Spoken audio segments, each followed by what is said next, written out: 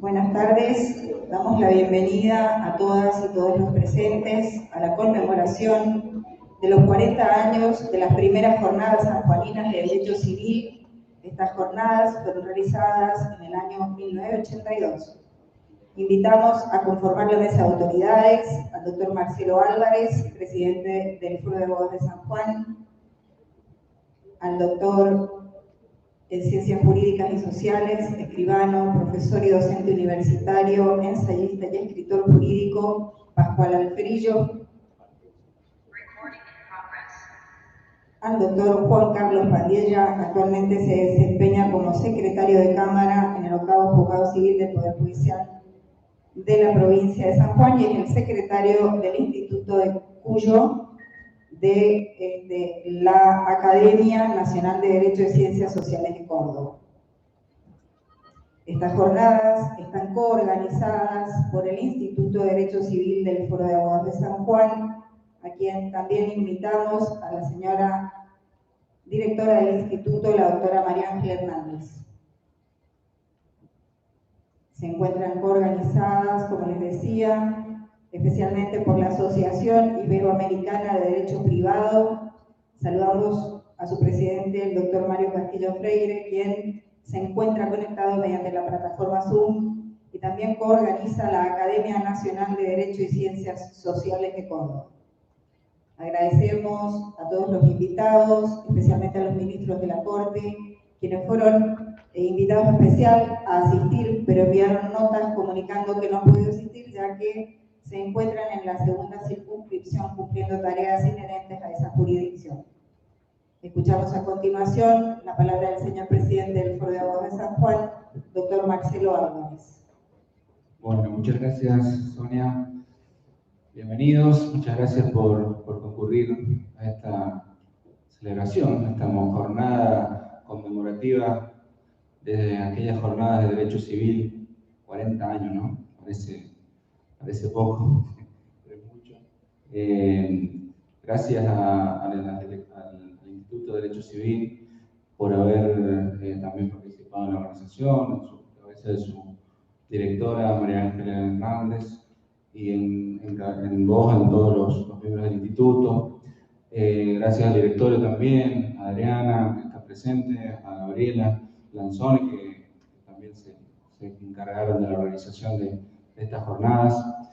Bueno, muchas gracias a Pascual Alferillo, al doctor Alferillo, a quien tengo el agrado de conocer hace muchos años y la verdad que cuando se comunicó conmigo para poder llevar adelante esta jornada, para mí, bueno, fue muy importante, un orgullo. 40 años, mucho tiempo, yo tengo 37, así que imagínense que no tuve la oportunidad de estar en ese momento, pero bueno, he estado leyendo e interiorizándome también de lo que me mandaba Pascual para el doctor Alferillo para poder estar también al tanto. Así que bueno, al doctor Juan Carlos Pandiella, secretario de Cámara, quien también ha estado en la organización, así que la verdad que para nosotros como institución poder celebrar este aniversario, poder estar presente y poder anunciar, en realidad que es otra de las cuestiones importantes, unas jornadas que vamos a realizar el año que viene, en el mes de mayo aproximadamente, con mayor tiempo de organización y con mayor amplitud para poder celebrar como corresponde esta jornada, ¿sí? Me comentaba el doctor Alferillo que, bueno, en ese momento se hizo un trabajo arduo entre todos los miembros, la doctora Ramiro también estuvo presente, así que, bueno, felicitarlos, seguramente ya se explayarán un poco más ellos en esta celebración. Lo mío es simplemente darle la bienvenida, agradecerle la participación, el estar acá presente, a los funcionarios, jueces que se encuentran presentes también, muchísimas gracias. Y bueno, esto es parte también de una política institucional que venimos llevando a cabo desde ya el 2018, que cuando nos tocó al grupo poder arribar acá al directorio del Foro de Abogados, creo que el apoyo a la labor de los institutos en ese momento ha sido muy importante y de allí sumado a todos los miembros de los diferentes directorios que han compuesto en estos últimos años. Creo que los institutos son el motor del funcionamiento de esta institución. La cuestión del tema académico es fundamental, sobre todo en los tiempos que hoy llevamos adelante, en el cual tenemos modificaciones no solamente de derecho de fondo, sino y principalmente lo que es el derecho de forma. Estamos próximos en el mes de febrero a entrar en vigencia no solamente el nuevo CPC, sino el Código de Procedimiento Laboral, el nuevo Código de Familia. Bueno, quiero también trasladarle que vamos a tener jornadas de capacitación en breve, antes de fin de año, sobre estos temas. Y bueno, sumarse a todas las jornadas nacionales que hemos tenido este año. La verdad que ha sido un año muy intenso, muy importante en materia académica para la institución, y es un orgullo para nosotros estar aquí. Así que bueno, agradecer a la Asociación Iberoamericana de Derecho Privado, en su presidente, Mario Castillo Freire, quien entiendo está conectado a través de la plataforma Zoom, a la Academia Nacional de Derecho y Ciencias Sociales de Córdoba también, por haberse participado y coordinado también la presente jornada. Así que muchísimas gracias y tengan bienvenidos a esta jornada. Gracias, doctor Álvarez. A continuación escucharemos la palabra del doctor Juan Carlos Pandiella. Del doctor Alferillo, ¿quiere presentarnos? Doctor Alferillo, ¿usted quiere hacer algún saludo especial o hablamos directamente el doctor Pandiella? El doctor Alferillo. Okay. Brevemente, para decirles que no es que seamos viejos los que estamos hoy acá, sino que éramos demasiado jóvenes cuando hicimos aquellas jornadas sanjuaninas de Derecho Civil hace 40 años. Y realmente la edad que teníamos era de precoces abogados, ni siquiera nobles abogados, precoces abogados. Pero rescatar para la primera jornada a Claudia Gallamuño, que fue el motor, traccionábamos juntos permanentemente, ser presidente o vicepresidente, que era indistinto, sino que trabajamos los dos muy fuerte. En aquel momento no existía todo lo que existe hoy, impresión, internet, conectarse con los amigos del Perú, de Ushuaia, Córdoba, que sé que están en la red, del Instituto de Mendoza, el Instituto de Derecho Civil de Mendoza. Eso no existía, era tremendamente artesanal todo lo que hacíamos, pero ¿qué fue? No fue solamente el grupo de que nos gustaba más la intelectualidad, sino que los amigos del gremialismo también estaban juntos, unidos, y todos juntos hicimos, sin distinción de ningún tipo, hicimos esta jornada. Y realmente yo les traía de sorpresa porque Alejandro Borda, que ya son los hijos de aquellos personajes que vinieron, son los que quieren venir a celebrar a sus padres en esta jornada.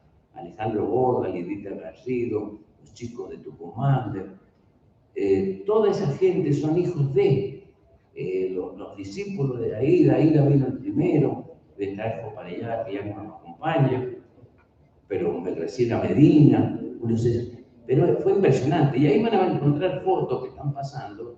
Hay fotos que son inéditas, por ejemplo, está Pedro Néstor Cazú, vino a las primeras jornadas sanjuaninas, y es un orgullo, es un tremendo orgullo para los que hicimos el esfuerzo, y no fue uno, ya tenemos amigos que lo están, Marina Gómez, Estelita Ventura, que pasamos noches enteras con una mesa en el centro, con pizza y todas las ponencias alrededor y caminando, porque en la tercera tuvimos que compaginar para 1.300 inscriptos, realmente una locura, no dormíamos, no vivíamos, estuvimos a punto de colapso en la salud. Pero Trapazote, está Trigo, está Brevia, en esa foto compaginada. Esas fotos me las proporcionó, me las legó Luis Mercedes Panés, me las mandó él, la había sacado él, esa foto, y yo no las tenía. Tenía otras, pero esas las había sacado él junto con sus amigos, como Seito Raspe. Bueno, pero ¿qué es lo que les quiero significar? No nos damos cuenta de la trascendencia que ha tenido hasta que ahora ha salido una sentencia en la Sala Nacional A de Buenos Aires, y me la manda Alejandro Borda para que la comente. Y cuando la leo, qué orgullo. Hacía mención a la segunda jornada sanjuanina de Derecho Civil, por uno de los temas que trataba y que se había resuelto ahí, que ese tema está en ese libro, que lo va a presentar Andiella. Realmente me siento muy orgulloso.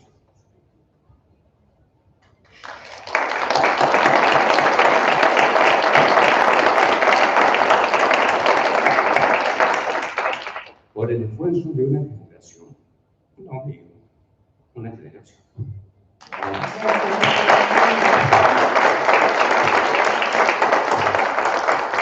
Ahora sí, escucharemos la palabra del doctor Juan Carlos Padilla en la presentación del libro El daño moral. Doctor, lo escuchamos. Bueno, buenas tardes, muchas gracias. Me tomé el trabajo de escribir para no cometer ningún furcio y espero no hacerlo. La presentación de este libro para mí es un gran honor y a la vez un gran desafío. No sé cuál es lo mayor, si el desafío o el honor, porque hay que presentar un libro de Pascual y sobre todo del daño moral, que es un tema que tuvo un arduo debate en la doctrina argentina de casi 100 años. Tal vez muchos no recuerden que esta figura estuvo casi sin reconocerse hasta el año 1968 en la Argentina y en Latinoamérica. Fue justamente en las jornadas sanjuaninas de Derecho Civil, las que conmemoramos ahora en el año 82, justamente en octubre, donde se debatió la definición y un montón de cuestiones sobre el daño moral. Entre otros tantos temas que se debatieron, fue el de gran importancia que luego de estas jornadas, en la doctrina nacional, y como lo acaba de decir Pascual, no se puede tratar el tema del daño moral sin hacer referencia justamente a las jornadas sanjuaninas. El arduo debate y las reflexiones, como lo señala el autor en sus palabras preliminares, permitió comprender la importancia del tema en el derecho de daños, toda vez que al definirse su concepto, como fue una de las conclusiones de esa jornada, permitió ubicarlo correctamente en la clasificación de los perjuicios, saber cuál es su contenido o valoración, conocer si es o no procedente en las personas jurídicas, tema que el autor desarrolla en un capítulo de la obra, y cuantificar correctamente el mismo. Después de estas jornadas, tuvo grandes cuestionamientos lo del daño moral frente a las teorías materialistas imperantes, que generaba una resistencia a su cuantificación. Cuestionamientos que fueron superados por algunos autores que vieron en conceptos de otras ciencias que estudiaban al ser humano en su esencia, haciendo una diferencia esencial con otros daños similares que se presentaban en la esfera psíquica de la persona. Y ahí se realiza la diferencia con el daño psíquico propiamente dicho, que se presentan en las variantes de menoscabo neuronal, psiquiátrico y psicológico, que son caracterizados por ser una enfermedad de la psiquis, a diferencia del daño moral. Esta diferencia luego ha sido aceptada en los artículos, como lo señala también el autor, los artículos 1741, que regula el daño moral, y 1746, que regula los daños psicofísicos del Código Civil y Comercial.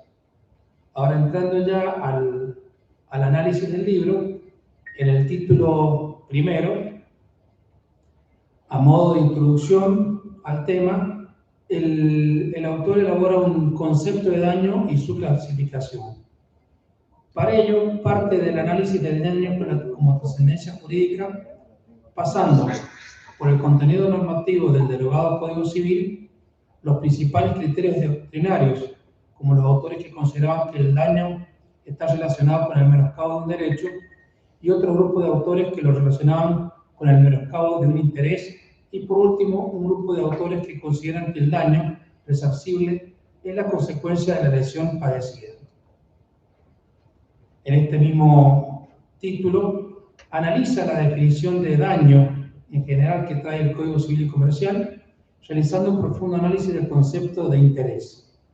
Luego, dedica un apartado titulado El daño con trascendencia jurídica es un concepto complejo, integral, unitario y dinámico, siendo muy interesante el enfoque que propone el autor en este capítulo. Luego me permito citar el último párrafo de este apartado, de este título, que dice: la característica esencial del daño, su permanente mutabilidad, impone el deber de examinar constantemente los criterios expuestos en este capítulo con el fin de observar su evolución sin pretender hacer un dogma ni ser propietario de la última palabra. Finalmente, en este título, elabora una clasificación de los daños, colocando al ser humano en el centro de los esquemas del derecho, superando así conceptos patrimonialistas de siglos anteriores. Y a partir de ello, sostiene que toda persona es titular de dos integralidades reconocidas por la ley que satisfacen sus necesidades existenciales: la psicofísica y social, y por otro lado la patrimonial. El título segundo, que el autor denomina el daño moral, en primer lugar realiza un estudio de la evolución del daño moral en la doctrina de los autores nacionales. En este apartado, el autor, dentro del análisis de la doctrina de los autores, adelanta su concepto de daño moral, que luego lo repite en sus conclusiones finales. Y dice que el daño moral es el menoscabo que sufre una persona humana en su bienestar espiritual sin que ese estado negativo o disvalioso sobreviniente, ya sea tristeza, dolor, amargura, inseguridad, angustia, etc., llegue a configurar una patología como consecuencia de la vulneración de un derecho o interés de la víctima, generado por una acción jurídicamente reprochable. Luego, analiza los distintos criterios jurisprudenciales para hablar del contenido del daño moral. A continuación, estudia el concepto de daño moral en el Código Civil y Comercial, realizando un análisis de la naturaleza jurídica del daño moral, vista desde 3 puntos de vista doctrinarios, ya sea la naturaleza sancionatoria, resarcitoria y los criterios eclépticos. Y finalmente analiza su naturaleza del daño moral conforme el nuevo Código Civil y Comercial, llegando a una conclusión bastante interesante y audaz, a nuestro entender, que seguro generará un debate en la doctrina nacional. A continuación, el autor establece las vinculaciones y diferencias entre otros daños, entre ellos el daño psíquico y el estético. Luego analiza la legitimación para reclamar el daño moral, realizando un exhaustivo estudio de la evolución de este tema, y también considera la transmisión de la acción resarcitoria por daño moral. Dedica el capítulo 2 de este título a la cuantificación del daño moral, realizando un profundo estudio de la jurisprudencia sobre los límites al arbitrio judicial, las pautas para determinar la cuantía indemnizatoria del mismo, analizando los métodos y pautas para su cuantificación en el Código Civil y Comercial. Luego, el capítulo 3 lo dedica al análisis de la prueba del daño moral, partiendo por la carga probatoria del mismo y siguiendo con el estudio de las presunciones que establece el derecho al respecto. Después se pregunta: ¿las personas jurídicas pueden padecer un daño moral? Interrogante este que formula en el título del capítulo 4, con una interesante reflexión final sobre el tema. Finalmente realiza el estudio del daño moral en el derecho comparado, analizando la situación en los países limítrofes como Bolivia, Chile, Colombia, Ecuador, Paraguay, Perú, Uruguay y Venezuela. Y para finalizar esta pequeña presentación, tomo algunas palabras que el mismo autor expuso en sus palabras preliminares, diciendo que el gran desafío de esta investigación es ser congruente sin atar las ideas a dogmas preexistentes que se siguen sin poner en duda su vigencia. Creemos, Pascual, que el desafío que te propusiste lo has ampliado y logrado en exceso, siendo esta obra un eslabón más en la evolución para mejorar las instituciones del derecho, con la finalidad de mejorar la calidad de vida de los seres humanos dañados con el acceso a las justas indemnizaciones. Felicitaciones por esta gran obra.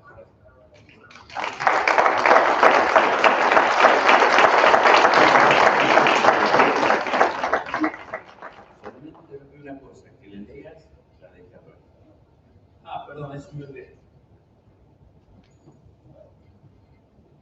Omar, ¿se lo puedo leer sin los lentes? Es otro tema.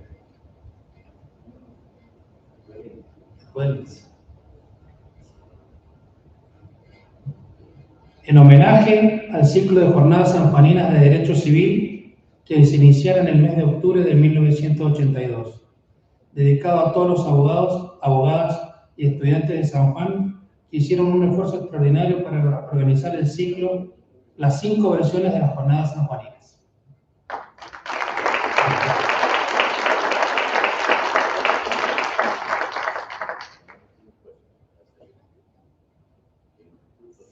Foro para la biblioteca Foro.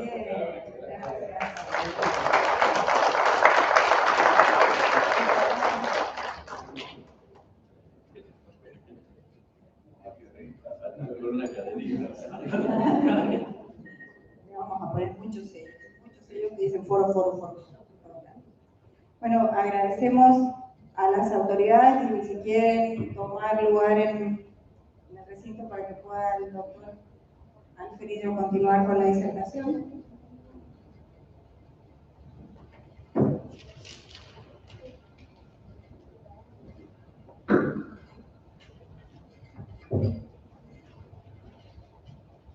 Mientras tanto, todo el mundo conoce el extensísimo currículum del doctor Alferillo. Le pedí me mandara el currículum, son 76 páginas. En serio. Pero después me mandó uno abreviado, se lo voy a mostrar para que vean que es verdad. Mandó uno abreviado y tiene 10. Él es doctor en Ciencias Jurídicas en la Universidad de Mendoza en 1993, en la Universidad de Córdoba en 1977 y notario de la Universidad Nacional de Córdoba.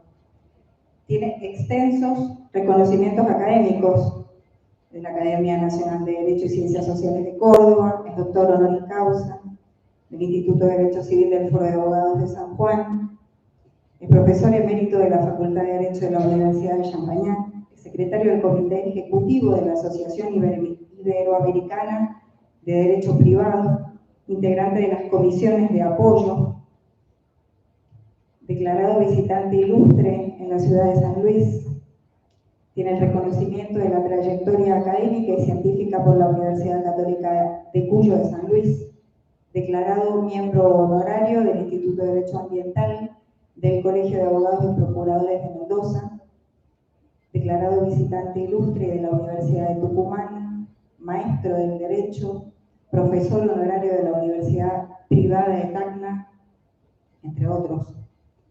Tiene premios y reconocimientos por la revista Notarial, como autores nobles, diplomado y medalla de oro. Tiene diversas publicaciones, libros de autoría individual como son Contrato de elaboración por el sistema de Maquila, La reivindicación en la quiebra y concursos, Administración de la sucesión, Daño a la vida, Responsabilidad profesional de los abogados, Responsabilidad del abogado, Daño moral en la legislación argentina y costarricense, Tributo de justicia y derecho de defensa, el contrato de Maquila, el que acaba de presentar acá también, libros en coautoría, Daño a la persona en Cuyo, participa en diferentes tratados y continúan las hojas, que si no, disertaría yo sobre la existencia del doctor Alferillo. Entonces lo escuchemos directamente al doctor Alferillo. La amiga presentadora ha tenido una bondad. No ha dicho ni una fecha. Ha guardado todas las fechas, ese es el gran secreto que nos ha mantenido a todos, a muchos de los que estamos acá presentes. Realmente, cuando compartíamos con Cabrerita todavía,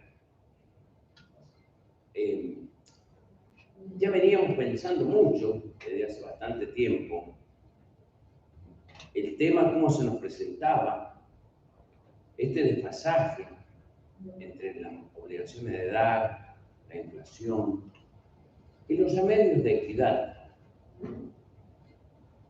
Y no fue casualidad, porque está muy vinculado también, ya lo van a ver en el Power, con la jornada sanjuanina de Derecho Civil. En 2 jornadas se trató la problemática del dinero en la República Argentina. Se emitieron dictámenes muy profundos relacionados con el dinero en la República Argentina. Quizás el tiempo nos va haciendo olvidar, pero los jueces y doctrinarios no se olvidan y permanentemente citan las jornadas. Yo por ahí me tomo la tarea de ver las citas de la Jornada Sanjuanina de Derecho Civil y son innumerables. Es muy importante la cantidad de citas. Es más, les puedo transmitir mensajes de amigos como Daniel Pizarro, Vallespino, la gente de Campanucci de Caso, de La Plata y demás, que nos dicen cuándo van a hacer de nuevo una jornada más de la Sanjuanina de Derecho Civil. Personalmente, creo que ya en el próximo que tenemos que llamar Jornada Sanjuanina de Derecho Privado. Personalmente creo, pero tenemos que hacer, como lo ha anunciado el presidente, una jornada de primer nivel. Pero esto es simplemente que vamos a hablar hoy día, es para entrar en calor 1 hora y media, nada más. No se preocupen, es largo, pero lo vamos a hacer dinámico. Cuando estamos trabajando en este tema,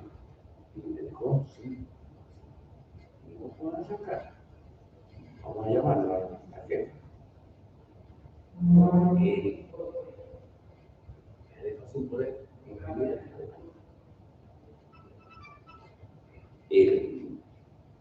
Asistencia técnica urgente. En el tema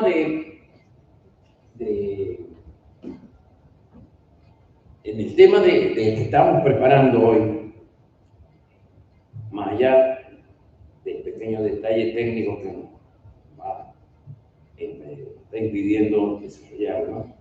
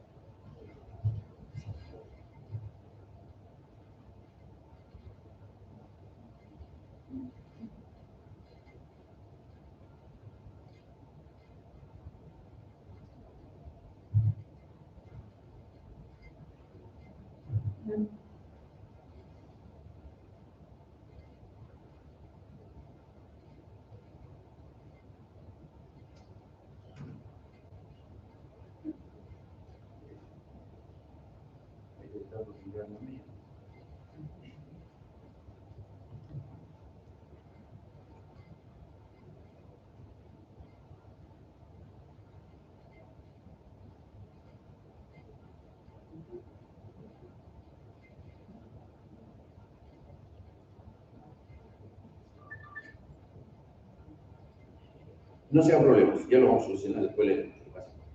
En el tema, esto es de buscar los distintos recursos que tenemos que tener. El tema es seleccionado, lo vamos a llamar obligaciones de dar suma de dinero, inflación y soluciones de equidad. Esta trilogía es la que tenemos que combinar y para eso vamos a empezar con unos conceptos preliminares que fundamentalmente están relacionados con el concepto de obligaciones de dinero en el Código Civil y Comercial. Eso le ha dado el tema del código anterior. Y en el 765 a nosotros se nos presenta y dice la obligación de dar dinero es de dar dinero si el deudor debe cierta cantidad de moneda determinada o determinable al momento de constitución de la obligación. Si por el acto por el que se ha constituido la obligación se estipuló dar moneda que no sea de curso legal en la República, la obligación debe considerarse como de dar cantidades de cosas y el deudor puede liberarse dando el equivalente en moneda de curso legal. Este artículo, evidentemente, tiene un detallito que habla de las obligaciones de dar cantidades que luego el código no las acepta en su categoría. pero nosotros todos sabemos por la vieja composición del Código Civil y Comercial lo que era la obligación de dar cantidades. Pero más allá de eso, el tema que quiero resaltar es el concepto mismo de obligación de qué es lo que es el dinero, el concepto del dinero. A veces perdemos dimensión y casi todos coinciden, quizás en este caso, como un medio de cambio autorizado o adoptado por el gobierno como parte de su circulante. Habla de gobierno y parte de su circulante. Ya vamos a ver la enumeración,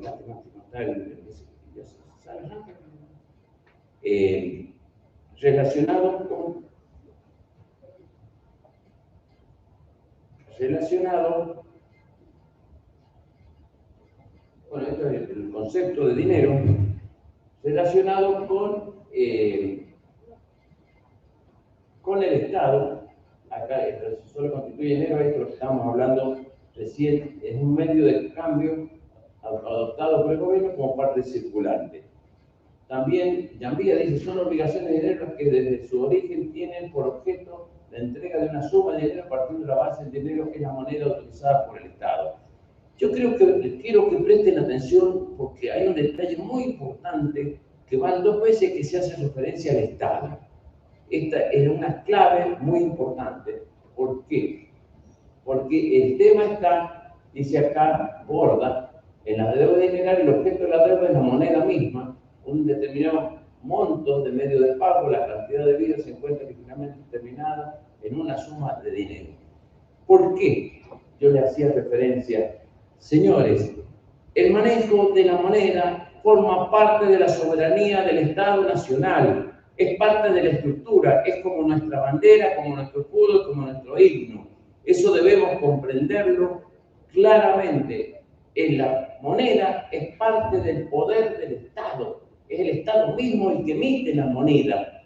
Y esto a veces no se comprende y peor, se piensa en otras alternativas que no son esenciales al Estado mismo y ponen en duda la integridad de la Argentina como Estado.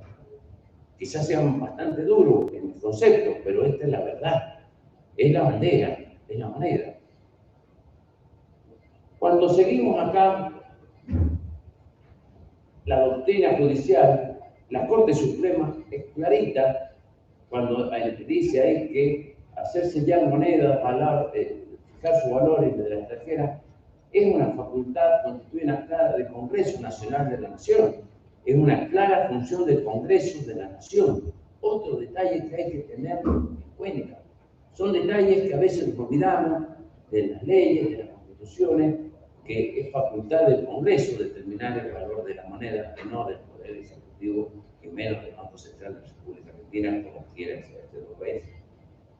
Ahora bien, cuando nosotros entramos a marcar, esto es una preliminar, las funciones del dinero como unidad de medio de valor, como unidad de medida de valor, para medir las cosas, el valor de las cosas, como instrumento de cambio, dinero por algo, como instrumento de ahorro, eso es lo más viejo que nosotros tenían la caja de ahorro postal, era una estampillita, que por ahí deben dar las de nuestros padres, puestita ahí con la estampillita.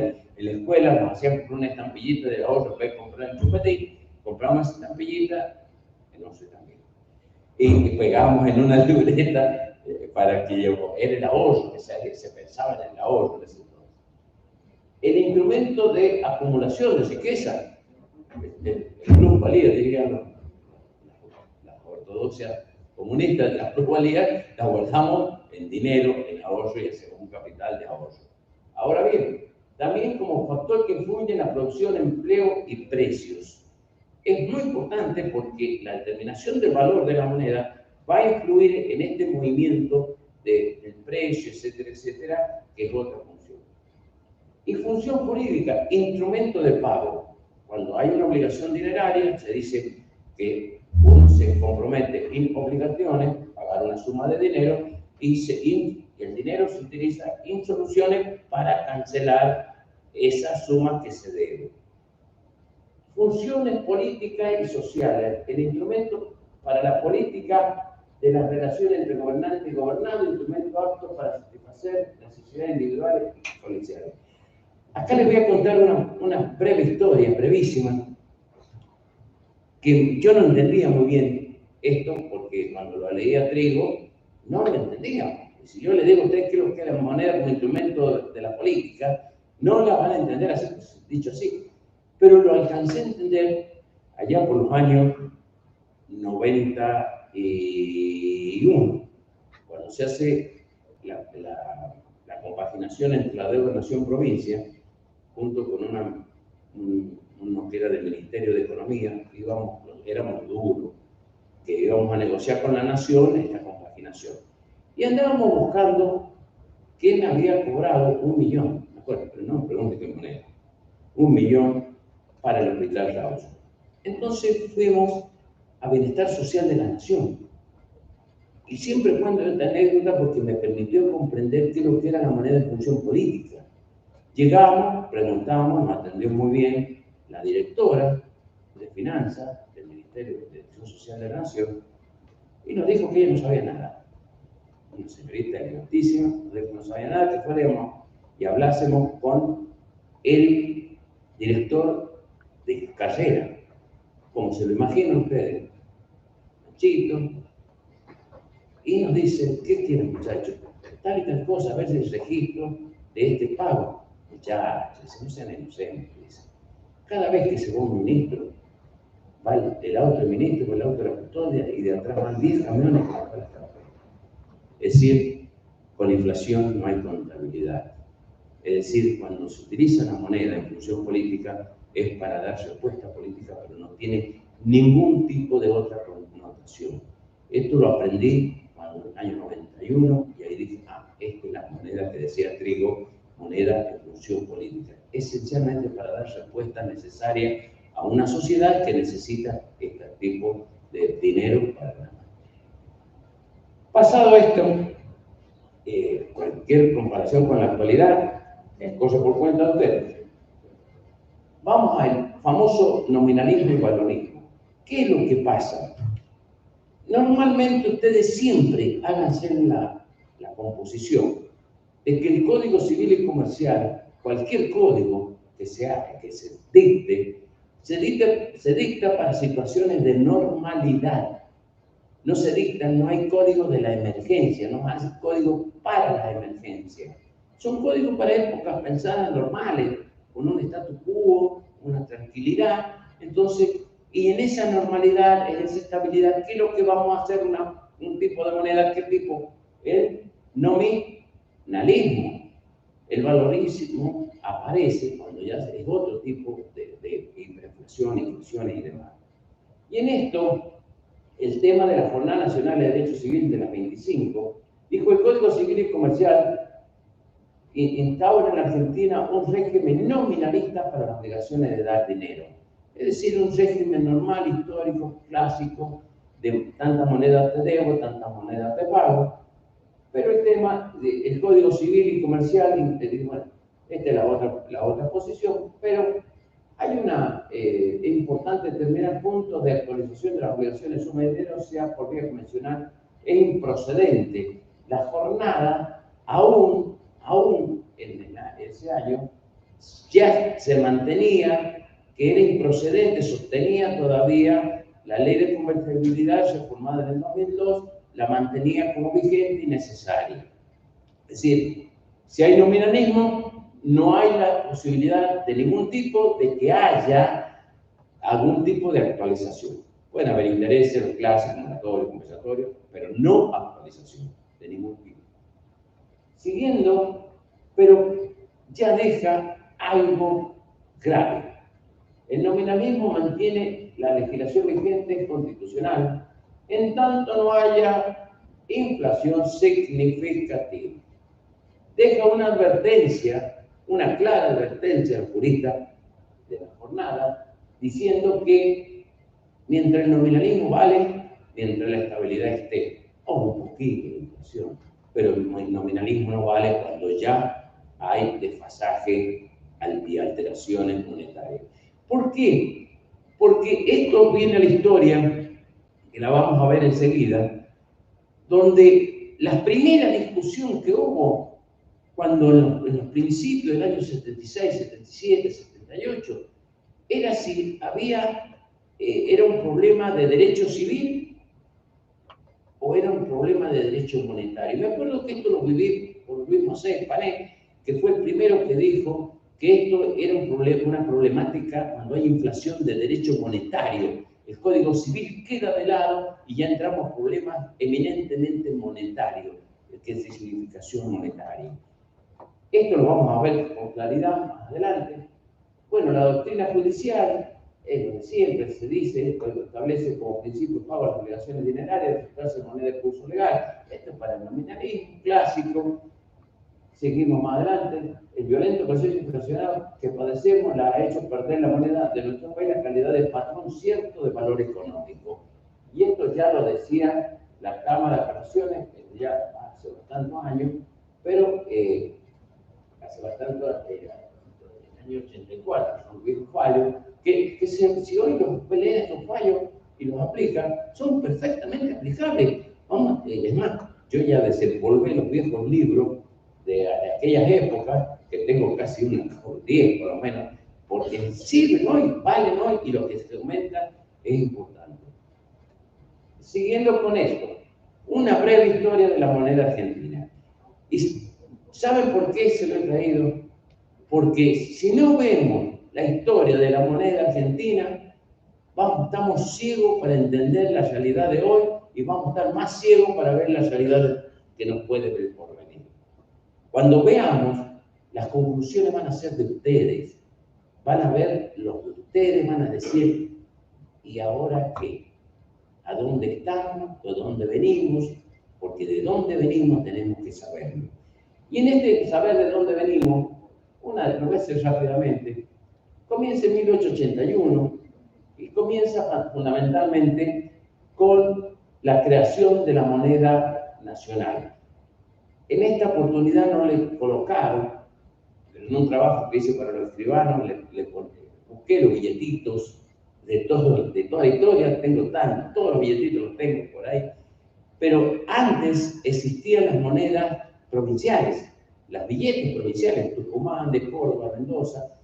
San Juan no tenía, porque tenían que tener cierto caudal de reservas en metal para poder emitir moneda.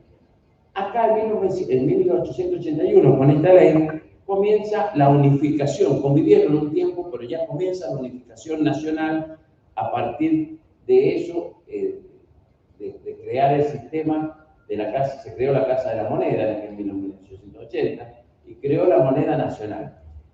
Pero lo más importante es esto.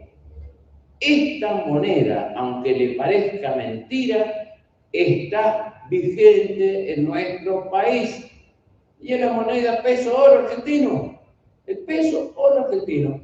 Que tuve que hacer una actualización de la última conferencia que di a oro. Y en la última conferencia que di, porque tiene una característica, no vale por los 5 centavos que valían en aquel entonces, sino por el peso en gramos de oro. Tiene 8 gramos, 64,64 gramos de oro. Y vale por eso. El valor es de 5 pesos de aquella moneda histórica de la ley. Pero hoy esa moneda oro de 22 quilates argentina vale 122.000 pesos. 122.000 pesos. Y se vende, y se puede comprar. Hubo un llamado hace tiempo, hace 2 o 3 años atrás, del Banco Central de la República Argentina de este tipo de moneda. Y no solo eso, sino que en la conferencia anterior valía 91.000 pesos. Aumentó. He tenido que borrar, cambiar y buscar la cotización de hoy para la conferencia de hoy, y a 30.000 pesos aumentó esta moneda desde la última conferencia que di sobre el tema. Evidentemente, esto les voy dejando ya la pregunta. ¿Y por qué no lo usamos hoy como para fijarle la cuantificación? ¿Por qué no nos fijamos hoy? En vez de poner pesos actuales, ponemos valor, moneda oro argentina, el valor que tiene una cotización propia, una cotización propia. Sigue la política de los bancos nacionales de garantía, pero se suspendió la convertibilidad en oro. Le ganamos casi 100 años a Estados Unidos. Estamos mirando que en Estados Unidos la suspensión del dólar oro fue en 1971, después de la guerra de Vietnam, cerca al final de la guerra de Vietnam. Nosotros lo hicimos de hacer la pérdida de las reservas, porque esta es la causa. En 1885 el peso se suspendió la convertibilidad peso-oro, billete, papel en oro con respaldo oro. Es decir, no fue en el 2002, ya en la primera vez que hicimos fue allá en el 2006. Luego se toma más adelante la caja de conversión, se tuvo que crear la caja de conversión, un equivalente, hay fallos que hablan de esa equivalencia, pero nos lleva a este concepto. ¿Qué es lo que es la moneda de papel?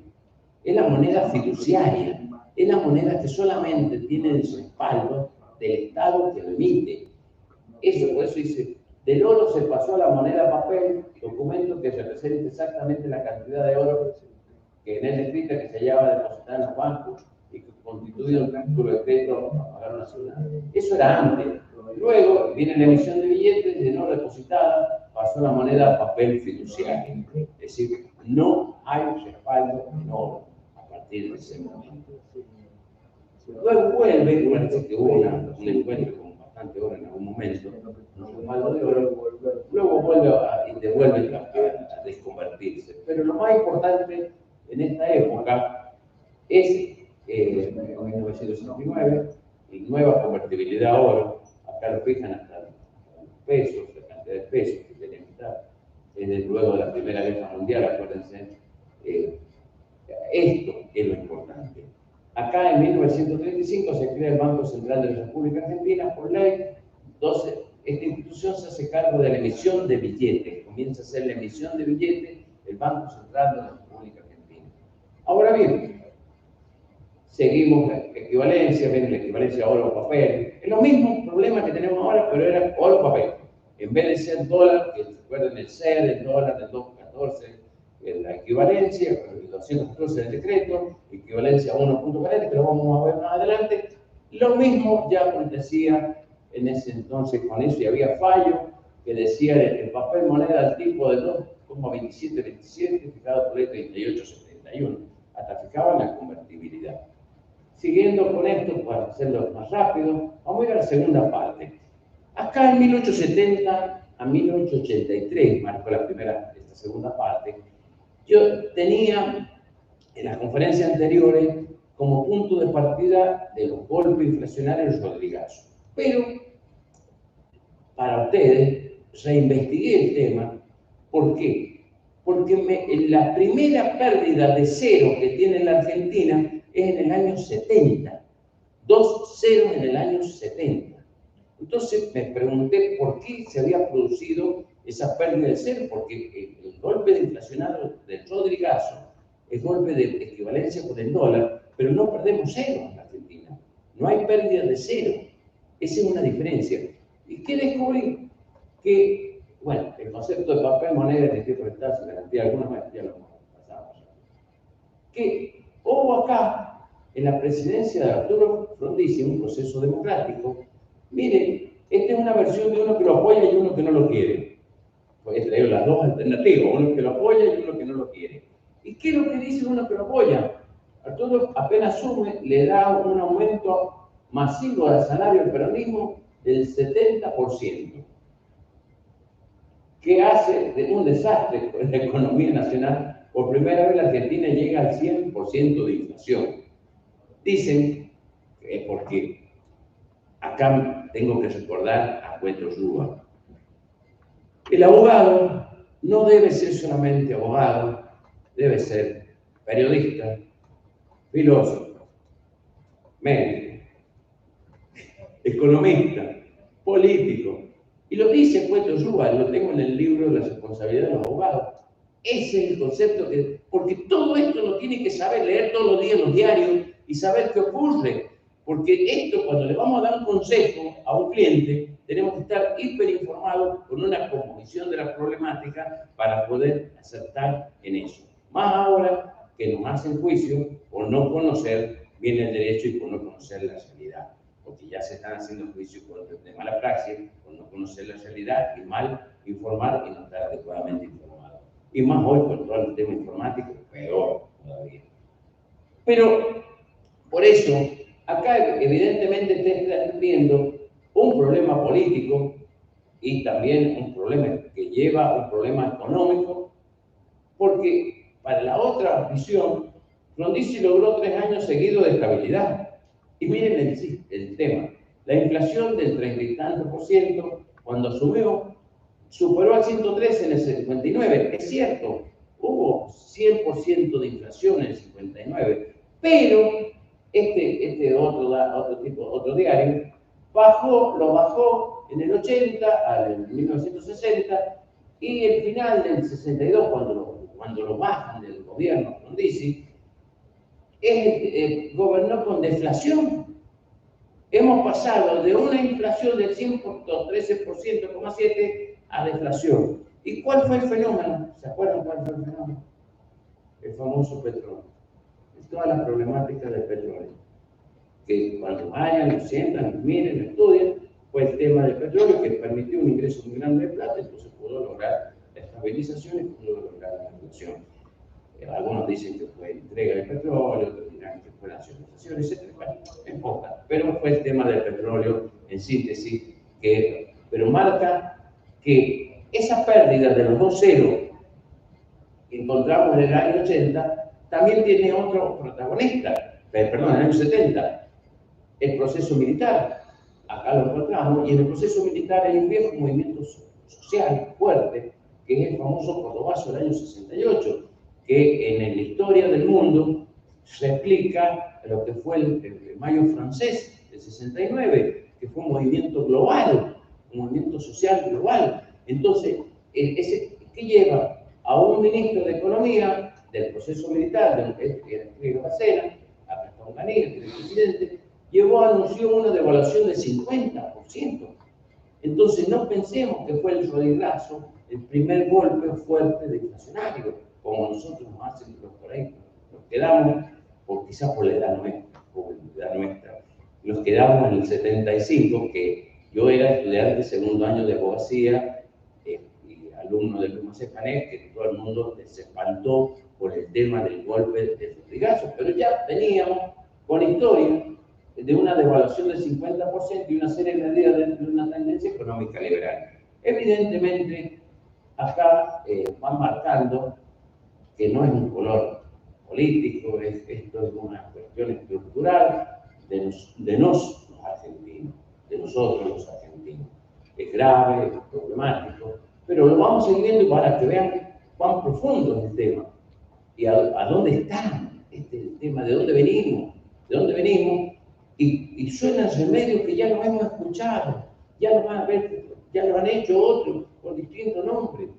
Cuando estamos acá, en la ley 1888, 70 al 83, aparece el famoso billete de ley 188, que en el año 1 de enero del 70 pasó del peso ley, el creado por el 1100 y pico, pasó al peso moneda nacional. El peso moneda nacional, creado mucho tiempo antes, este peso moneda nacional en ese entonces tenía la esfinge, que era un dibujito, que lo tengo por ahí en las imágenes, y pasó al peso ley, 1888. Pero se le quitaron acá 2 ceros. Ya tienen una pérdida de 2 ceros en el año 70. Siguiendo, vamos a encontrar más adelante 2 etapas diferenciadas. La etapa del proceso, de etapa democrática, que es el famoso rodillazo, que tomó distintas medidas que llevaron a un golpe inflacionario. Yo me recuerdo siendo estudiante, tenía un billetito de esa moneda, de 50, y con eso vivía, hasta compraba libros. Y en el otro año, este es un chiste, nada más, pasé a vivir con un billete de 200 y me faltaba plata. Entonces, ¿qué tuve que hacer? Me tuve que poner un novio con una señora que tenía bigote, pero bueno, ¿qué va a hacer? Pero había que sobrevivir a la hiperinflación. Pero es parte cierto y parte mentira. Pero La etapa democrática aparece con el proceso de Gaso, que es la que realmente produce un estrépito eufórico muy fuerte en el mundo jurídico, y ahí comienzan a aparecer muchos, empiezan a buscar soluciones. ¿Y cuál es la diferencia que tenemos con hoy en ese momento? Que no había norma escrita de ningún tipo, no había precedente de ningún tipo, no había nada.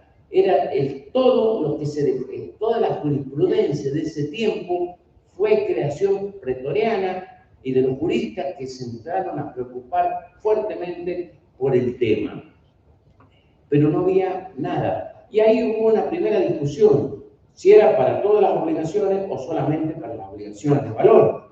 Y la respuesta fue que primero era para las obligaciones de valor, pero también apareció, dice, fue un hecho económico extraordinario e imprevisible, apareció la teoría de la imprevisibilidad, y apareció otro fenómeno más que decía, empezaron a pensar que había una inflación estructural calculada, previsible, y una inflación no previsible, no estructural, que es la extraordinaria y la que sí daba lugar a la teoría de la imprevisión y a la aplicación de sus remedios. Ahora bien, no existían normas reguladoras, y lo dije, la doctrina y jurisprudencia no habían elaborado sistemas para paliar nada, no existía nada, era todo pretoriano, la búsqueda de justicia era como se podía. El juez adquirió la característica de ser el pretor, sin cual muy difícil separarse de las soluciones nominalistas, decimos. Costó, como les dije anteriormente, separarse de los preconceptos que nosotros teníamos del Código Civil. Queríamos buscar las soluciones dentro del Código cuando Luis y a otros juristas, como Cito Jafre, comenzaron a hablar de que este no era un problema del Código Civil. Por eso, la deuda que mora o no mora, se le aplicaba igual la devalorización y la indexación. ¿Por qué? Porque era un problema monetario y no era un problema del Código Civil. Ahí fue el cambio, un cambio profundo en la ideología de ver las cosas y que comenzó. La doctrina judicial, estas son fallos de la Corte, dice, si no se trata de una deuda de valor, no corresponde la actualización del monto, ¿ves? Estas son las primeras reacciones. Solamente si son de valor, sí, pero si no son de valor, no. Las deudas dinerarias puras, que le llamaban en aquel entonces, no se le aplicaba los procesos indexatorios. Siguiendo más adelante, bueno, siguen otros fallos de la Cámara, sigue doctrina judicial, que vamos a buscar. La segunda parte, y acá va a empezar a aparecer la jornada sanjuanina un poquito más adelante, viene el famoso Martínez de Oz junto con el proceso militar después del 76. ¿Y qué fue ese, a ver si se recuerdan, qué nos trajo aquel? La famosa tablita de actualización monetaria. Una famosa tablita diaria de actualización monetaria, que era ni más ni menos que decir, pensar, era el anatocismo diario. Y por eso llegaban a números exagerados, porque era un anatocismo diario. Y entonces, ahí aparece la jornada sanjuanina de Derecho Civil del año 82, la cual estamos recordando hoy, y dice, es procedente el reconocimiento amplio del reajuste por depreciación monetaria en todas las obligaciones, incluida la de la suma de dinero, exista o no mora del deudor. ¿Se dan cuenta? La doctrina comenzó a decir, esto no importa si hay mora, no hay mora, si es dineraria, de valor. Esto es un problema eminentemente monetarista y hay que buscar la cantidad de moneda que realmente satisfaga ese valor. Esta fue la conclusión del año 82, maestros de los maestros que estaban en ese momento exponiendo. Los índices impuestos contractualmente pueden ser revisados judicialmente cuando excede la función estabilizadora. Ya se dan cuenta ahí, nos damos cuenta, y vulneran el principio operativo del ordenamiento jurídico. Ya empieza un fuerte reconocimiento a la posibilidad de que el propio juez, los jueces, puedan analizar si hay abuso del derecho, si se rompe el orden público, tal cual ocurre hoy, estimados amigos, con, por ejemplo, los intereses usurarios, que como vulneran el orden público, pueden ser revisados de oficio, y más hoy, que yo lo he dicho en un artículo el otro día, para mí la buena fe es de orden público, y al ser la buena fe de orden público, permite a los juicios de oficio introducirse en todas las situaciones económicas, en todos los contratos, porque un contrato de mala fe no puede ser permitido por el derecho, y de oficio porque vulnera el orden público, porque hoy en la buena fe está en el artículo 9 del Código Civil y Comercial, y es muy importante este detalle que les marco. La aplicabilidad de la circular 1050 era, y similares del Banco Central de la República Argentina, conduce a resultado abusivo e irrazonable, que descalifican judicialmente y conlleva a su invalidez. Esa fue, por eso, cuando yo le digo la importancia de esta jornada, esto fue dicho dentro del proceso militar, no en democracia. Fue el año 82. El colegio, junto con el foro, que esa generación trató de unificar y que quedase solamente el foro de abogados, permitió estas posiciones en un proceso difícil, complejo para la vida argentina. Pero se avanzó rápidamente, bueno, vamos a dejar ahí. Los sistemas estabilizadores basados en la circular del Banco Central de la República Argentina violan el principio de la especialidad hipotecaria. Ahí aparece el fenómeno que se llama el de las hipotecas abiertas, que se creó el de las hipotecas abiertas para darle posibilidades que se vayan ampliando los montos de las coberturas de las garantías. Miren todos los cambios que los fenómenos inflacionarios nos fueron llevando a nuestro país, grandes cambios, profundos cambios, que quizás los jóvenes se sorprendan, los que somos viejos ya no somos sobrevivientes de estos procesos, pero es importante que se conozcan. Sigue la jornada de fuertes evaluaciones operadas en el mes de julio de 1982. Se acuerden también que después, cuando ya estamos saliendo de la jornada, después del proceso militar, tenemos dos fenómenos que nos complican con el problema monetario. Es el fenómeno de la cuasi confrontación con Chile en el 78 y la guerra de las Malvinas, que eso produjeron una emisión monetaria fuerte que nos llevó y condujo evidentemente a los procesos de inflación fuerte, naturalmente fuerte. Bueno, la devaluación esperada. Vamos a seguir rápidamente porque vamos a ir a la tercera etapa de esta etapa.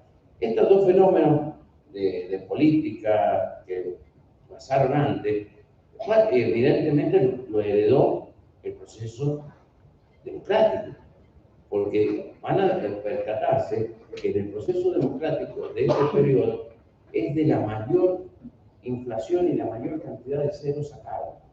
7, si no me equivoco. 7 ceros en este periodo. Es una cantidad impresionante, pero es la realidad. El primero, el peso argentino, ley, es que un peso argentino equivalía a 10.000 pesos ley de 1888, del año 70. Acá se pierden 4 ceros, para transformarse en un peso argentino. Vigencia 83-85 tuvo la vigencia. ¿Por qué? Porque en el 85, después pasó un austral igual a 10.000 pesos argentinos. En 2 años sacamos 3 ceros más en esta etapa. Fíjense, en la etapa de la democracia, la cantidad con el decreto 1096, la cantidad de ceros que se tuvo que eliminar. Por ahí mi hijo encontró un billete que creía que era millonario, encontró un 500.000, pero era neutral, creía que era medio millonario, pero lo tiene guardado. Pero es de esa época. Estamos hablando de medio millón de pesos, un billete de 1 millón. Pero hay 7 ceros perdidos en ese entonces. El decreto 1096, política de la austral.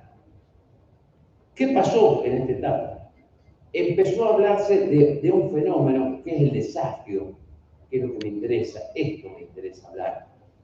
El desagio es el primo hermano de la desindexación de Menem. Yo voy a dar con nombre presente porque me quemo una historia. El desagio también dijo frenar, y presten atención porque están hablándose de estas posibilidades.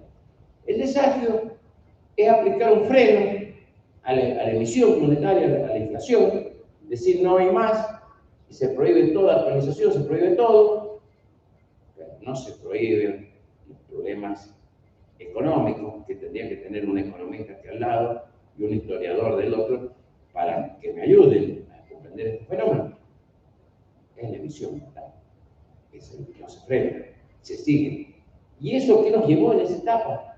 Miren, señores, lo voy a hacer corto, el decreto, que es abrupto, es igual en la época del desastre, el viejo desastre de ese entonces, que el de la desindexación, nos llevó a este final. Bueno, la jornada sanjuanina de derecho civil de nuevo presente en la teoría de las obligaciones de valor como criterio de indexación de las deudas de dinero y desagio, aparece el desagio como freno.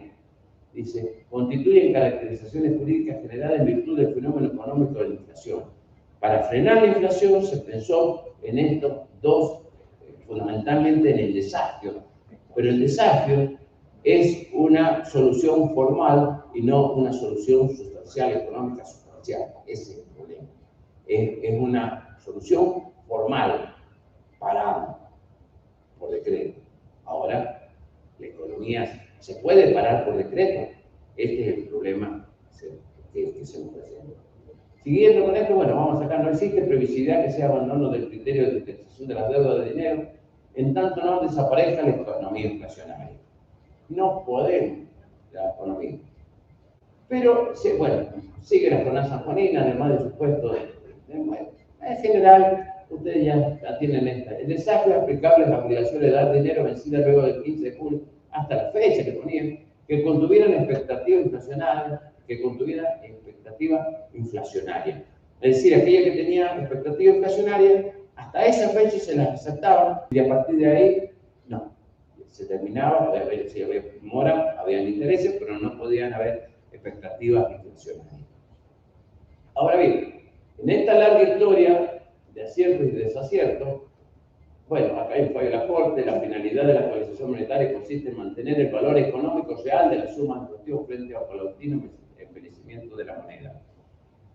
Uno sigue esperando, bueno, esto lo encuentra, y apareció lo que se dice, y son muy parecidos cuando uno mira los planes, esto los economistas saben más que yo, algo he mirado, pero no. Encontrar, dice, para estabilizar los precios se autorizaron aumentos, fijando los mismos el 12 de agosto, se permitieron el incremento quincena, el incremento tarifario del 30%, servicio público, paritarias sin tope, medidas para paliar el déficit del Banco Central de la República Argentina, más emisión, evidentemente. Este fue el plan primavera de un hombre que tenía anteojos grandes, Juan Manuel Zorrilla, creo que se llama, el famoso Zorrilla. El mercado cambiario se desdobló, parecido con la realidad, se elevó la tasa de interés para evitar la huida hacia el dólar, parecido con la realidad, ninguna. Se crearon instrumentos para absorber Astralia, Festival de Bonos. Adicionalmente, se proponía la privatización menos parcial de empresas estatales. Señores, ¿cómo fue el fin de eso? Este fue el fin del plan primavera. Cuando lo miran los amigos de fuera del país, que en algún momento llegamos a tener 3.079% de inflación, no lo pueden creer, pero estemos tranquilos, estamos lejos de eso. El tema es, hay un cambio acá de gobierno, en primera etapa del nuevo gobierno da ese porcentaje, seguimos con una inflación muy alta, muy fuerte, era imposible. O sea, los más viejitos nos mandaba la mamá a comprar el pan y estábamos en la cola y nos cambiaban el precio del pan, ustedes que son jóvenes. Cuando desde que estábamos en la cola hasta que llegamos a comprar, había variado el precio del pan. Habían cambiado el cartel una vez o dos veces, porque así era de tan acelerada la inflación que existía. Pero bueno, el mundo siguió y vino la cuarta parte y aparecieron los pesos convertibles a dólar. Esta ley 23.928 se dijo que un peso, 10.000 australes, y pasaron a convertirse en dólares a partir del siguiente, dijo 10.000 australes, porque acá cambia, luego estos 10.000 australes, en la reglamentación cambia acá, pero ahí ya se habla de la desindexación. Porque acá perdemos nosotros 4 ceros. Con eso hacen los 13 ceros que hemos perdido históricamente. Acá, cuando pasa, porque después pasa a llamarse pesos, los australes. Acá perdemos 4 ceros más. Y es un total de 13 ceros que hemos perdido desde la creación. Fuera del equivalente del oro y demás. Pero ¿qué es lo que aparece?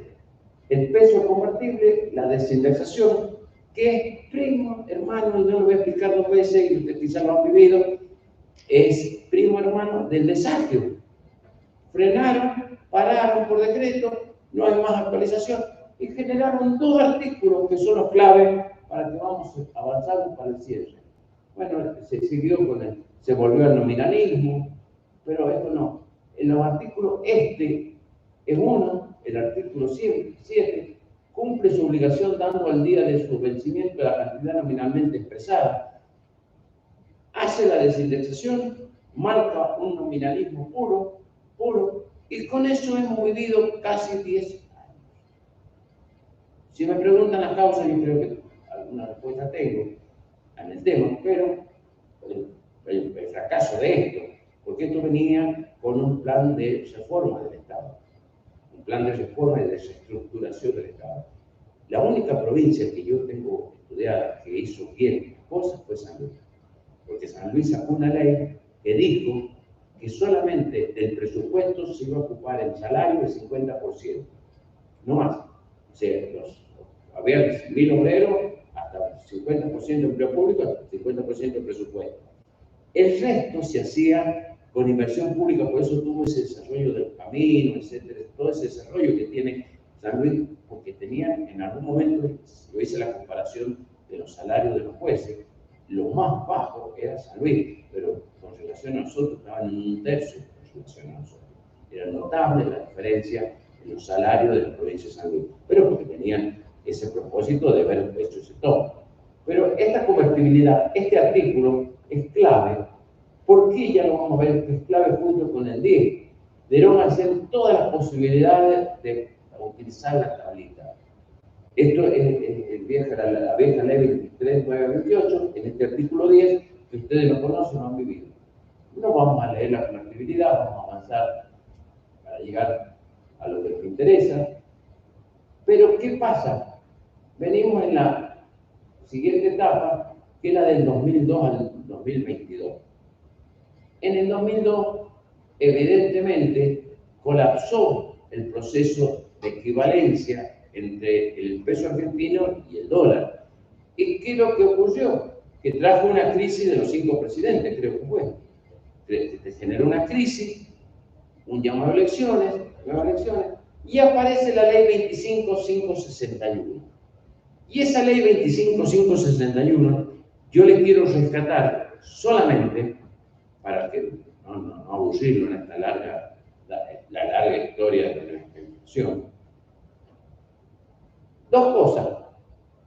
La emergencia pública se forma en el régimen cambiario, pero lo que hace es peso no convertible. Básicamente dice, se terminó, cortó. Así como cortamos con el peso oro, acá se cortó con el peso dólar.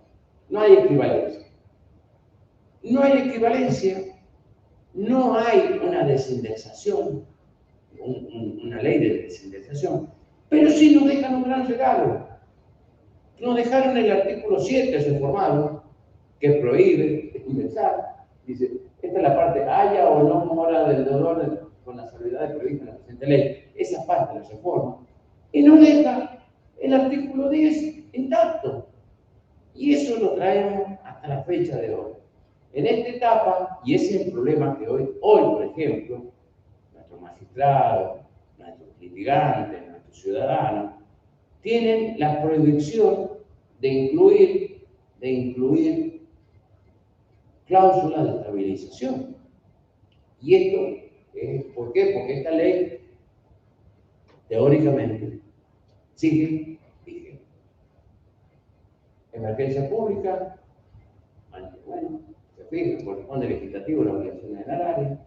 ¿Se acuerdan qué pasó? Que había que convertir los dólares a pesos y se habló de convertir a 1.40 más CER. ¿Qué es lo que es el CER? Es una cláusula de estabilización.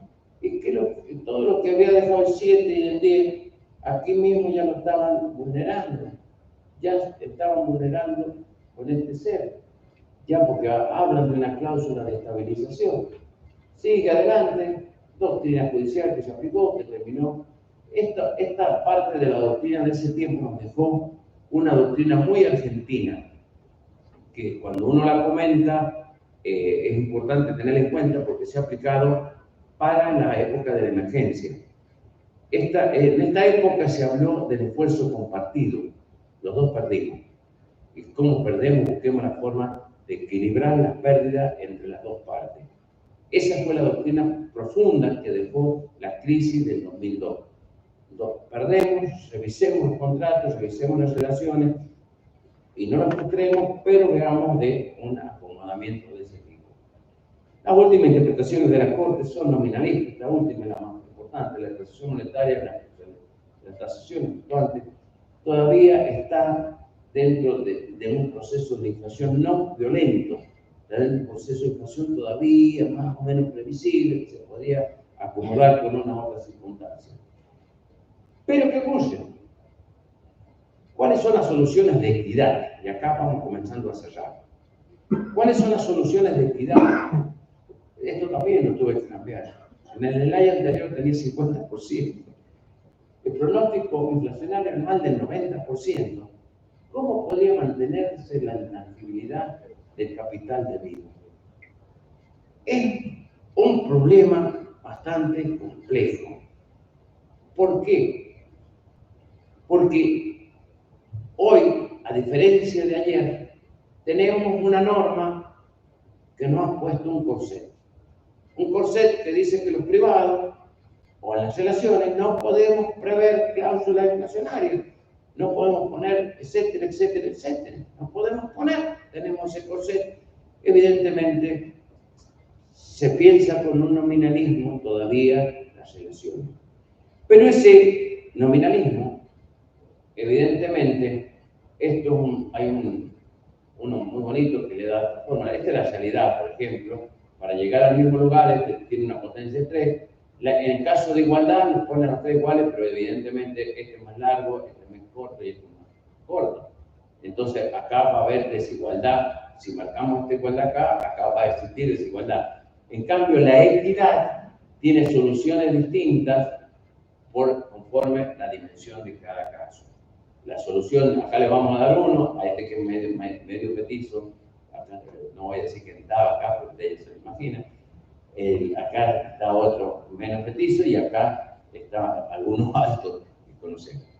La equidad no es la misma solución para todos. Esto es un poco lo pretoriano, hay que ver la diferencia. Y esto es la creatividad que viene a hacerse. Y lo primero que hemos notado en largos años de la magistratura, 24, el amigo Safe que ha continuado debe estar padeciéndolo hoy día desde el sillón ese que queda detrás para ver cómo se hace la equidad. ¿Por qué? Porque nosotros vemos cuando al juzgar la deficiencia, los desfasajes y las injusticias que se producen. En algún slide por ahí, creo que también anda por ahí escondido, buscamos cuáles fueron las causas, pero hoy no hay que buscar las causas realmente, dilación de los procesos, cambio, un montón de causas, pero no viene al caso hoy, pero buscar las causas, yo creo que hay que buscar soluciones. El cambio, en lo primero que observamos, que poco a poco fue produciéndose un cambio en los intereses moratorios. Los intereses moratorios en el nominalismo puro tienen la función de punir la mora, sancionar la mora, es indemnizatorio. Y poco a poco, con los procesos inflacionarios, como se toma un interés monetario, tasa activa, distintos tipos de tasa activa, y esta tasa ya contiene el plus. Cuando el banco te presta, el banco ya viene con la especulación inflacionaria, interpreta con inflacionaria y lo toma cuando vos aplicas la tasa activa. Entonces, ¿qué es lo que hay? hay evidentemente un cambio de naturaleza del interés moratorio. Esto es lo primero que vamos observando todavía cuando no era hiperinflación, cuando eran inflaciones normales, un poquito aceleradas, pero es lo primero que fuimos observando, que el interés moratorio fue cambiando de naturaleza. Y esto lo define Barbero, el interés moratorio es bueno, dice, ¿cuál es la naturaleza del interés moratorio? El interés moratorio debe cubrir los pasajes con la depreciación monetaria de condena. ¿Ves? Ya empiezan a hablar que el interés moratorio debe ser tal. Y ahí viene la puja entre el interés, las tasas. Se pasa del interés moratorio a la pelea por la tasa aplicable. Ya vamos a terminar. ¿Y qué es lo que es? Entonces, la función de la tasa de interés, unir la mora cumpliendo de la obligación y en época inflacionaria procura atemperar la pérdida del poder adquisitivo de créditos de impago. Yo he visto fallos a donde hablan de ponerle una tasa y media activa ya para tratar de morigerar la inflación, o dos tasas, equivalente a dos tasas. En algunas provincias hay fallos que existe, esto lo he visto, lo he leído. Como el juez vela, entonces dice, no, en este caso es por la mora, y según el momento que se ha hecho la cuantificación del valor, se hace con distintas alternativas. Pero es lo primero que hemos observado y empleado para paliar la mora, para paliar la desequivalencia por inflación, este tema. Ahora bien, la tasa pasiva es la clásica, pero esa es la clásica para el nominalismo. Este es un tema complejo. Uno ve ciertos fallos todavía que andan por ahí hablando de tasas pasivas y personalmente yo creo que ya está superada, hay una inconstitucionalidad de la tasa pasiva porque hay un principio constitucional muy fuerte, separación plena, derecho de propiedad, que están por encima de estos temas y que nosotros no debemos olvidar estos principios constitucionales que son mandatos para todos nosotros. En San Juan, el famoso caso Huanquinchay, hay que leerlo el caso Huanquinchay, aunque de vieja data, de aquellos primeros fuertes inversiones, hay que leer el contenido, porque ya habla del nominalismo, no nominalismo, la importancia que le da la tasa activa, y terminamos con tasa activa, que era un poco paliar el tema de la vieja ley 4119, que ya en la vieja ley provincial 4119 decía inflación más el 8% anual, esa era la forma de pagar, y después ya apareció las tasas o las tasas activas, que fue una alternativa anterior, que es con el fallo Huanquinchay. El detalle, en algún momento, lo miro con cariño al fallo Huanquinchay, ¿qué descubrí? Eso me llevó a no aplicarlo en algunos casos de obligaciones de valor. Que el fallo Huanquinchay se aplica a un caso de una deuda dineraria, que era una deuda laboral, dineraria, no era deuda de valor. Entonces, por principio, el fallo plenario, la fattispecie, que diríamos en italiano, base fáctica, debe ser la misma para aplicarlo. Y no era la misma base fáctica en un fallo ¿cómo se llama?, de dinero puro, que en una deuda de valor. Y ahí viene el fallo, Carlito, que se llama, cuando empezamos a hacer, al momento de la cuantificación, para atrás la mora con el 8% anual y para adelante la tasa activa. En función de ese criterio de ver y salir un poco, porque antes, por el fallo Huanquinchay, se aplicaba la tasa activa aun cuando la cuantificación fuera posterior. Inicialmente había una injusticia en perjuicio del deudor y en favor de un enriquecimiento sin causa en favor del acreedor. Un tema que a nivel nacional fue el caso Zamudio, ¿se acuerdan? A nivel federal se aplicó el caso Zamudio.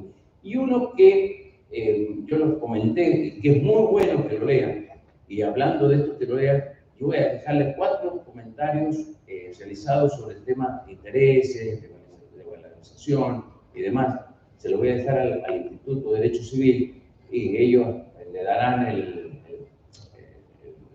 la conexión para que ustedes lo puedan pedir y se los mandan. Pero este es un fallo de Mendoza. En Mendoza ocurrió un caso muy patético. ¿Por qué? Porque en Mendoza se dicta el plenario Citibán, que deroga el viejo plenario Aguirre, que era muy parecido al Guaquinchay. ¿Y qué es lo que hace el Citibán? Elevan la tasa de interés. En esta etapa dice, corresponde aplicar la tasa de préstamo personal del Banco de la Nación Argentina denominado a 36 meses. Es superior. Y hay un trabajo muy bueno de uno de los más pintorescos jueces de Mendoza. Y recuerden que hoy el presidente de la Corte de Mendoza es sanjuanino, es fachallero. Yo tengo algo para gastar a mis amigos queridos de Mendoza. Digo, a mejorar Mendoza le hemos tenido que mandar un sanjuanino. Este juez, que es penalista con tendencia penal, hizo un análisis muy bueno, el lenguaje es muy bueno. Tomen la tarea de leerlo, porque es muy bueno y enseña. Hace una comparación entre la inflación y las tasas de interés, la clásica del plenario Aguirre. Y cuando sale en la cuenta, la tasa de inflación era terriblemente superior a la composición que se intentaba dar con el plenario Aguirre.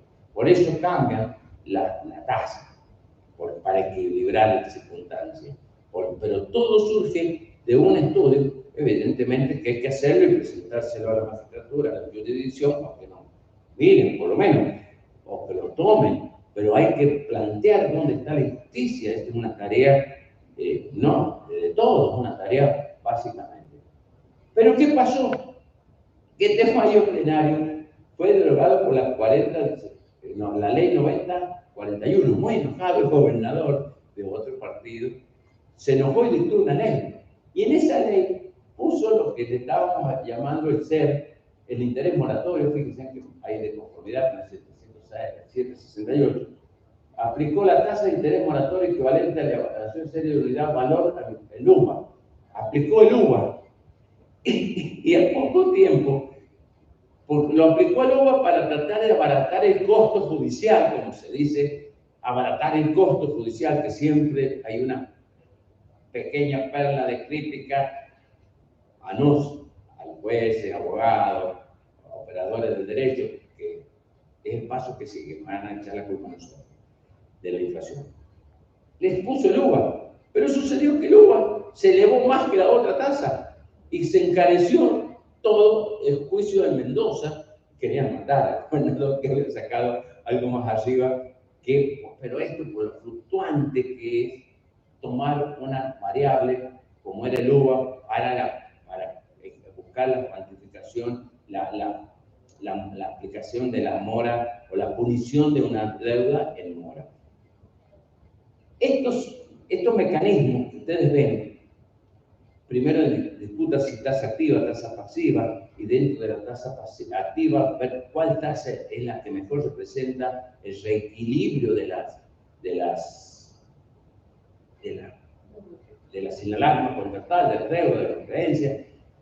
También se buscó otra forma, y esto quiero que le presten muchísima atención a este artículo, que para mí es el artículo clave que trae el Código Civil y Comercial, el 772, en todo lo que es deudas de valor, expropiaciones, cuantificación de daño, medianera.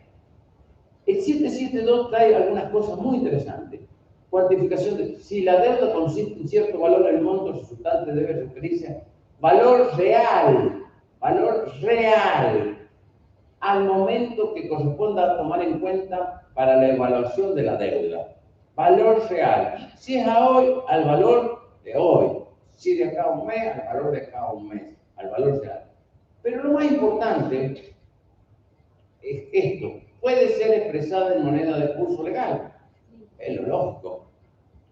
Que sea usada habitualmente en el tráfico. Sin curso legal. Que sea usada. Evidentemente estamos hablando del dólar y me dicen, ¿cuál? No. Hablaste que estamos en la soberanía. Pero bueno, y sí, puede ser. Una vez que el valor es cuantificar dinero, se emplea en las disposiciones de tasación. Es decir, la cuantificación transforma la naturaleza de la deuda. Ya pasa a ser una deuda dineraria. Pero esas otras dos partes tenemos que verlas. ¿Por qué? Porque la obligación de valor, cuando se cuantifica, se transforma en dineraria, cambia de naturaleza. La sentencia puede tomar a la fecha del hecho dañador, hacia atrás, tiene que ver a qué momento cuantifica a la fecha de la pericia o a la fecha de la sentencia. Es muy importante verificar en el fallo a qué momento fue cuantificado, porque ese momento es el cambio de naturaleza que lo convalida la sentencia. Es muy importante. Y además es muy importante porque cuando se cuantifica, hacia atrás se aplica interés puro y hacia adelante pueden ser las tasas de interés activas que mantienen el concepto de repotenciación. Por eso el consejo es hacer la cuantificación de la deuda en el tiempo más cercano al dictado de la sentencia. Es decir, la pericia o en lo más cercano al dictado de la sentencia es el consejo, que hay que verlo, que tratar de hacerlo o ver la forma. ¿Por qué? Porque habría menos tiempo de desfasaje y hasta acá sería la cuantificación al valor real. Eso son, algunos lo emplean, otros no lo emplean. Esto son distintos mecanismos que todos los que reclaman, los jueces, la jurisdicción, emplean para tratar de monitorar las diferentes inequidades que se van produciendo. Siguiendo, cuantificación en moneda habitualmente en el tráfico, usada habitualmente en el tráfico. Yo le hice esta pregunta, ¿y por qué no en peso argentino? ¿Por qué no si sale arriba? ¿Y por qué no si eso tiene una cotización en bolsa? ¿Y por qué no? Si me permite que pueda hacer una reclamación, una sentencia con una falla en dólar o en euro, ¿qué me lo impide? ¿Qué me impide? No hay impedimento para cuantificar en dólar, en euro, y si vienen los chinitos, en yen, en yen, en yen. Entonces, y me va a decir Pascual, no hay precedente. Abran, yo tengo precedente, lo he vuelto a ver anoche, para ver si no me he equivocado. En Uruguay, sacan sentencia a valor dólar, que luego la transforman en pesos uruguayos para pagar. Lo que decía el artículo, que se puede solo al momento de pagarlo, pero utilizan mecanismos de estabilización moneda extranjera. Pero evidentemente acá está abriendo una posibilidad de que se mantengan los valores con otras alternativas. Pero ¿cuál es el detalle? Que no puede haber desdoblamiento cambiario. Porque ahí, ¿qué dólar vamos a comparar? ¿Al dólar en la manito? ¿Al dólar blue? ¿Al dólar de distinto color? Esto es importante. Pero ¿por qué no? Porque esta norma fue dictada para un momento de normalidad y no para un momento de emergencia o divergencia. Entonces, pero bueno, más allá de eso, la pregunta final, y esta pregunta final viene porque, como yo les decía, hasta ahora no la he escuchado, pero a lo largo de la historia de la inflación, varias veces he visto que nos decían a los que litigaban, cuando litigaban, a la magistratura, que casi éramos abogados, los abogados en general, en todas las funciones, como actores sociales, nosotros, los abogados, éramos los culpables de la inflación, porque íbamos a reclamar al juicio la actualización monetaria. Y los jueces, ni qué decir, como les decían a ellos, que los aceptaban. Entonces, somos culpables. No somos nosotros los culpables de los procesos inflacionarios. Yo ahí le he tratado de consolarme, porque pregunto hoy, ¿es posible declarar la inconstitucionalidad del artículo 7 y del artículo 10 que se mantienen vigentes cuando ya nadie los respeta? Y ya van a ver el final de esto. Nadie los respeta. Inclusive ya aplicaron el CER. Mendoza aplica una norma para actualizar que es una cláusula de estabilización, el UVA. en una norma. Yo personalmente creo que sí es factible de ser declarada inconstitucional. Y no lo digo por mí, lo digo repitiendo, parangonando lo que dijeron la Jornada Nacional de la 25. El nominalismo que mantiene la legislación vigente es constitucional, sí. ¿Fue originalmente constitucional? Sí. ¿Porque no había inflación? Sí. ¿Era nominalismo válido? Sí. Pero, en tanto no hay inflación significativa. Cuando hubo inflación significativa, se vulnera el derecho de propiedad, se vulnera la reparación plena, el principio de igualdad y los derechos humanos en general.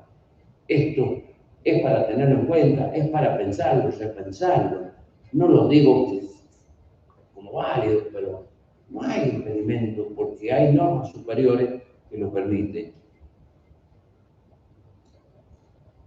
La función, esto lo decía en ese trabajo que les voy a mandar, así que se lo voy a dejar para que lo lean, pero sencillamente ni los justiciables, ni la magistratura, ni los abogados somos responsables del proceso inflacionario, solo procuran afianzar la justicia, destruida por otros factores sociales.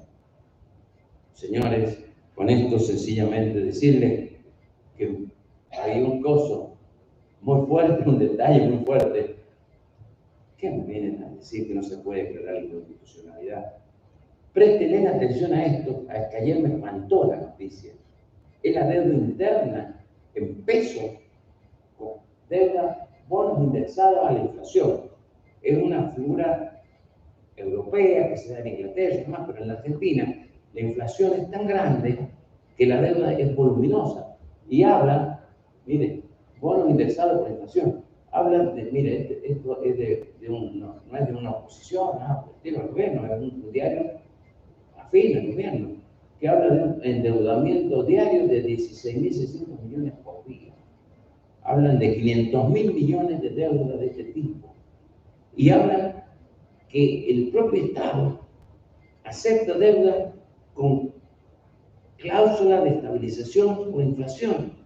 Y el pobre ciudadano no va a poder resguardar su cuota alimentaria, etcétera, etcétera, etcétera, etcétera, etcétera, con una clausulita de indexación. Señora, gracias por haber venido aquí solamente. Trae preocupación que uno tiene y que ha ido mirando a lo largo de los años. Quedamos abiertos al diálogo, es válido. ¿Sí? ¿Cómo ve el tema de la actualización de los alquileres a través de la tasa que emite el Banco Central de IPC? Primero que el Banco Central de la República Argentina debería ser el que fija la tasa de interés en el juicio. A mí me queda duda si las provincias pueden dictar normas relacionadas con la tasa de interés, porque la tasa de interés es una cuestión de derecho sustancial, y el derecho sustancial lo tiene que resolver el Código Civil, no las provincias. Primer detalle. ¿Cómo ve? El tema es complejo. Las actualizaciones que se van dando no es un problema de alquiler en sí, sino que el dueño tiene que guardar la integridad del canon locativo y luego trata de pagar lo que puede cambiar antiguo. Es una puja de sectores entre inquilinos y propietarios. Y esto vamos a encontrar de esa puja de sectores por lado. Es propio de la inflación. Esto que yo le marcaba, esa anécdota de cuando la nación provincia tiene un ¿saben cuál es lo más grave? ¿Saben cuál es lo más grave? Que detrás de decir que se puede cambiar como un chiste, el director de carrera, que no se fue la contabilidad, no existe contabilidad. Y si no se puede sacar, no existe contabilidad. Esto es el tema más grave. Esto es